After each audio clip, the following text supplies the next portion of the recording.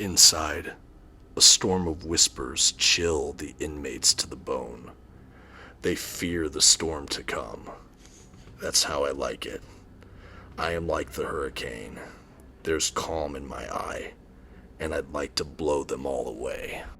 Today on the Comic Book Report, The Punisher Circle of Blood Epic Collection. Stick around and check it out.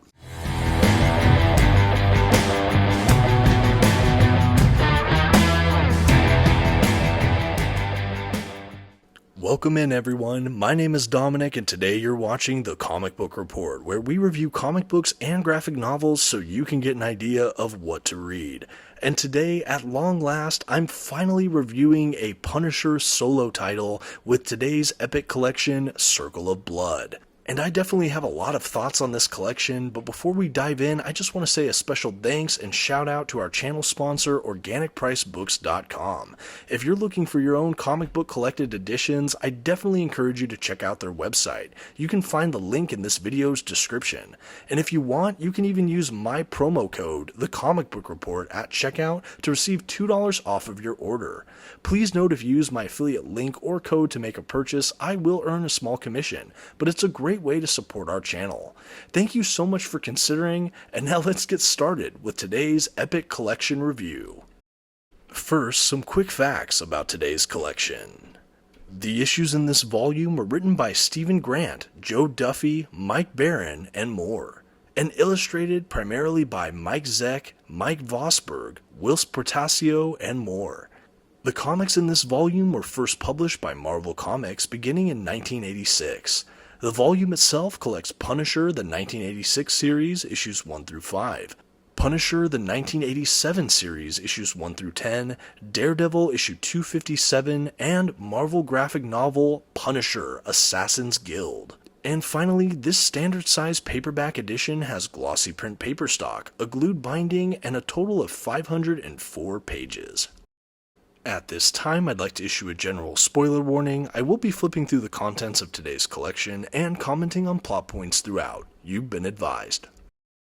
Okay, and without further ado, here's the front cover for today's epic collection from Marvel Comics. And for those who maybe don't know, epic collections are a line published by Marvel that basically chronologically go through a title or character's appearances, story arcs, things like that, but they're all released generally out of order. For example, this is Punisher Epic Collection Volume 2, but you might have this next to a Punisher Volume 5. I don't think they've even released a Volume 1 yet, but the idea is when all the epic collections are released, you can read a start-to-finish appearances of all of these characters or titles from this early Marvel period. This is again Volume 2, and it collects a lot of the early solo appearances of the Punisher that occurred during the mid-80s. Love that back cover image with the Punisher facing off against my favorite superhero, Daredevil. Really cool storyline that involves them too, toward maybe the back end of this epic collection. I'll get to it later, I'm sure. Now that we've examined the cover, I do want to go ahead and show the binding for this book. It is a glued binding. This is a bigger standard size trade paperback. There is a little bit of gutter loss, but I didn't really have too much problem with it. This is very standard for an epic collection. You can see as I flip through and make your own determinations, but I for one think this was bound perfectly fine. Okay, now let's jump into the book itself. As we open it up, we have the solicits for a bunch of the other epic collections. We have the title page and a great table of contents that breaks them down, the issues and their page numbers. We have the issue title. I love having a full-on table of contents in a comic book. Can I get a high five? Can I get a clap? Love a good table of contents, and that's something I think the epic collections do extraordinarily well. At any rate, after the table of contents, we jump right into the first issue from that first series, the self-titled Punisher series.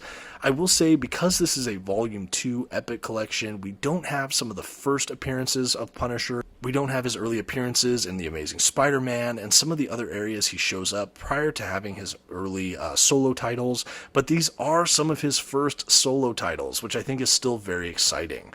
I'm bummed we don't have anything that explores his actual origin, where his family was killed in the crossfire of kind of a mob fight in a park. He's the only survivor, and he basically commits to this war on crime where he's totally fine using lethal force and torture and other forms of punishment to basically get back and take vengeance on all of the criminal communities. He goes after the mob, various kinds of organized criminals, assassins, prisoners, different things in this book.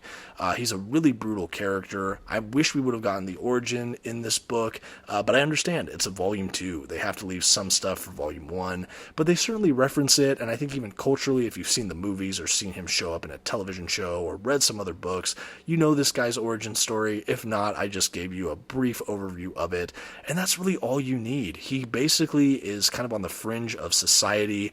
His books are really more gritty, dark, street-level crime kind of books.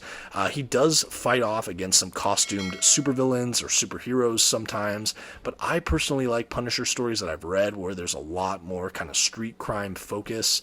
I will say this is the first self-titled Punisher book in my collection currently, and it has been for some time. It's certainly the first Punisher review I've done on this channel, but I know that this is a fan favorite for so many comic fans out there, and so I was so eager and excited to finally have a Punisher Epic collection in my hands. And this book was a lot of fun. So the early story arcs, we have the Punisher in prison. He kind of handles a escape. We have an early appearance of Jigsaw, one of his arch nemeses, although this depiction of him is quite a bit different than some of the modern incarnations of Jigsaw we might see. But we have a daring prison escape. We have a lot of just action and intensity there. Another early story arc has him basically recruited to join almost like a mercenary union, this kind of clandestine group that tries to get rid of the criminal element from behind the scenes. But he starts to suspect he's been manipulated or their means aren't conducive to his ends. And so he kind of goes to war with that organization that tried to recruit him, and that is a really brutal couple of issues in the early parts of this epic collection, but I really liked it. I think it definitely showed a lot of character-defining pieces for Frank Castle, the Punisher, how he's really not giving allegiance to much of anyone in his war, that he just declares on crime. And another thing I really like about this book, I've read some Punisher in the past, but I really like his first-person kind of internal narration we get in this book. He does everything through the lens of his war journal, air quotes. Because he has a war on crime, he almost depicts these issues as kind of his missions. He kind of dictates the setup, the time, the place, what's needed to kind of get set up to punish these people, to bring down these criminal empires and organizations and groups. And I really like that. It had this kind of gritty crime noir aspect to it. It felt hard-boiled and just interesting, and I think that really serves this character so well. I know that there are fan favorite runs for this character. I know the Punisher Max series is supposed to be one of the best, but I fear that might be a bit too explicit for me based on a lot of commenters and reviews that I've read. So this like early 616 Punisher I think is much more my speed, much more my level for violence and intensity. There's really no like sexual nudity here. There is some kind of risque like images and issues, but no real straight up nudity in this or sexual acts, which I liked. There was no kind of egregious violence. There was some violence, maybe a little bit of blood here and there for sure, but nothing too gruesome. I wasn't watching people get tortured before my eyes. You know, this is 80s comic art too, so it's not kind of polished and realistic looking. It still has that classic kind of animated comic look to it, which helped desensitize a bit some of the violent elements of it. We definitely get that sense of grit, violence, intensity that the Punisher is known for, but it wasn't so intense that it kind of turned me off to the book. You know, I don't really mind violence sometimes, but they can really overdo it as well. And I think that if you're someone like me who doesn't like when it gets too explicit in any real way or too vulgar, this might still be a fun book for you to kind of get your feet wet with the Punisher. I do think that even though it's a volume 2, it is an excellent starting point for new readers, especially if you want some classic Punisher stories. I think that this character is absolutely one that I see thriving in the 80s, and we really get to see a lot of fantastic 80s hits here. I will say that there was some uneven quality. Some story arcs were much better than others, at least in my opinion. Those early story arcs, the story arc with Circle of Blood was certainly exceptional. I also loved the story at the end of this book, that Marvel graphic novel, The Assassin's Guild. That was a really, really great story. I know we'll get to the actual art of it later in this video, but I will will speak to it since I just brought it up. Essentially, this is a standalone Punisher graphic novel. I think it's like 60 or 70 pages they included in this epic collection, and it basically has to do with Frank Castle stumbling across the fact that there's an assassins guild operating in secret in his city in New York, and he kind of says, if there was one running here, he'd have a problem with it, he'd have to do something about it. But there's basically a bigger killer and threat on the line here in New York, and it has him sort of allying with this Assassin's Guild to take them down, and basically says, hey, we have a temporary truce while we deal with our common enemy, and after that, anything could go. And this story bobs and weaves in some truly interesting ways. I love the kind of cat and mouse game he plays, not only with the killer they're trying to pursue, but also with this Assassin's Guild contact. There's a lot of weird need to know and kind of spycraft almost going around, some espionage elements to it, while still being a super grounded crime street level comic. Really, really good stuff. I think it was such a fantastic endpoint for this book. I do think that the bookend stories in this epic collection are probably amongst the best in the whole collection. That early story arc with Circle of Blood, and the end one with Assassin's Guild.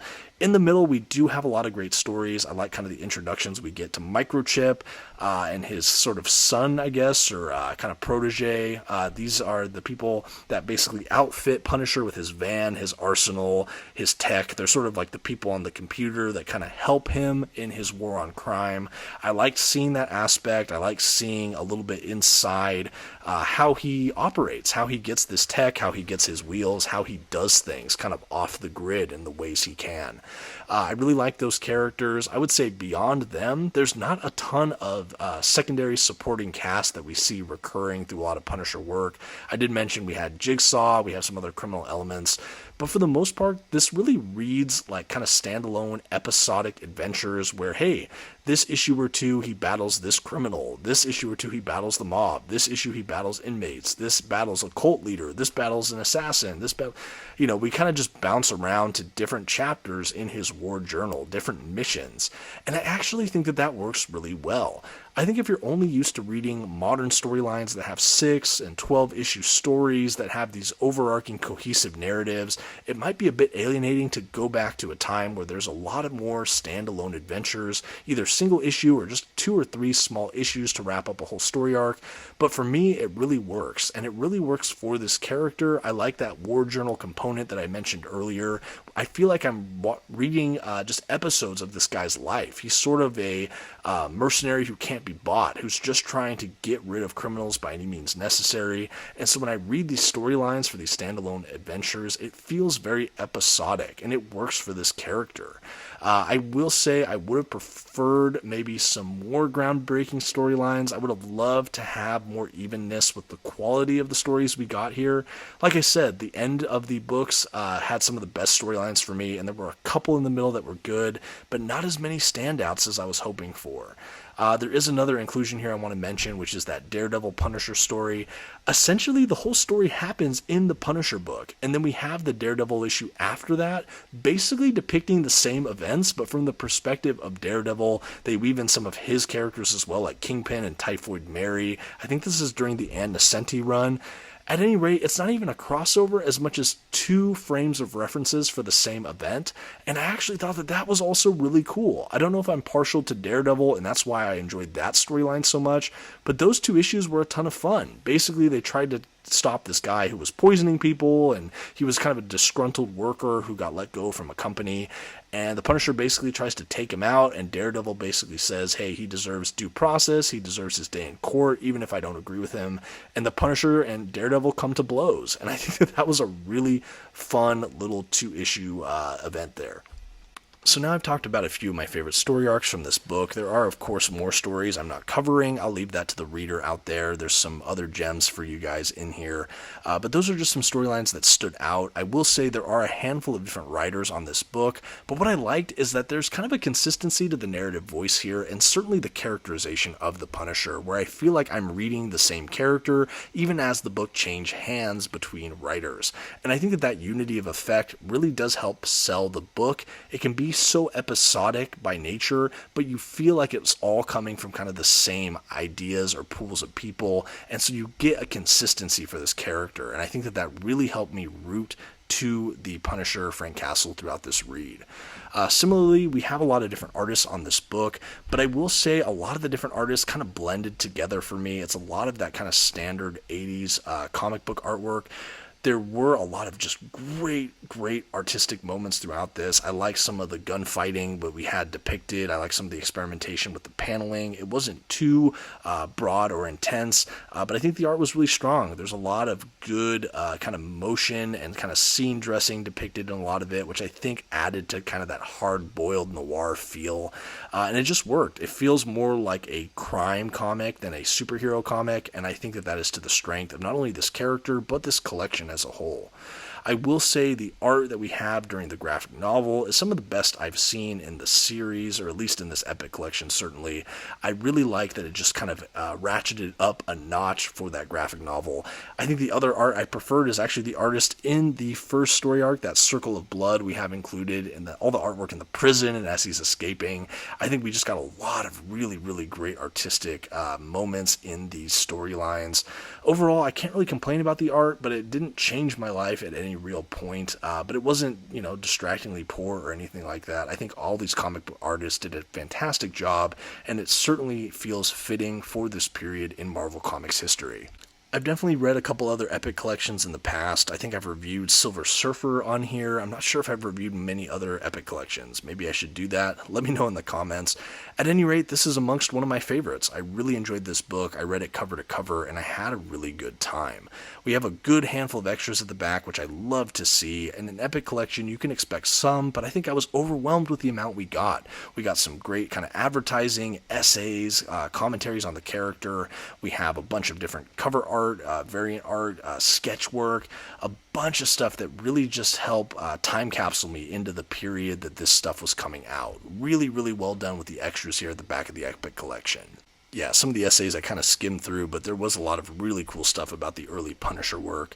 I'm so happy they included this here. Really a great way to send me out on this book. I'm such a sucker for the extras, and I was really pleased at everything Marvel included in this Volume 2 epic collection. And now I'll just round out showing you the last of the extras in this book, and that's really going to bring us to the end of this incredible epic collection from Marvel, and I think now the only thing I have left to do is to give the Punisher Circle of Blood a grade. Okay, for some great showcasing of early Punisher work, particularly his self-titled series, the Comic Book Report is happy to give the Punisher Circle of Blood Epic Collection from Marvel Comics a B-. Overall, I think that this was a great 80s comic collection here. I loved reading some of the Punisher's earliest solo appearances, but I didn't read anything I would consider an absolute groundbreaking classic, if that makes any sense. I love the kind of moody, atmospheric feel to this narrative. I like the kind of gritty crime noir. I think it's certainly fascinating to have this character within the Marvel Universe. He feels very out of place or indie, and I love it. It makes the universe feel much more nuanced. But overall, this wasn't the best collection of stories I've ever read. I do think it was still above average. I loved all the extras they included. I think it's a fantastic epic collection, but that's kind of where I'm at. I really enjoyed reviewing Punisher here on the channel. You'll have to let me know what you think of this epic collection or my review in the comments, and until next time, this has been the Comic Book Report. Don't forget to give this video a like and maybe check out some of my others. Until next time, have a good one.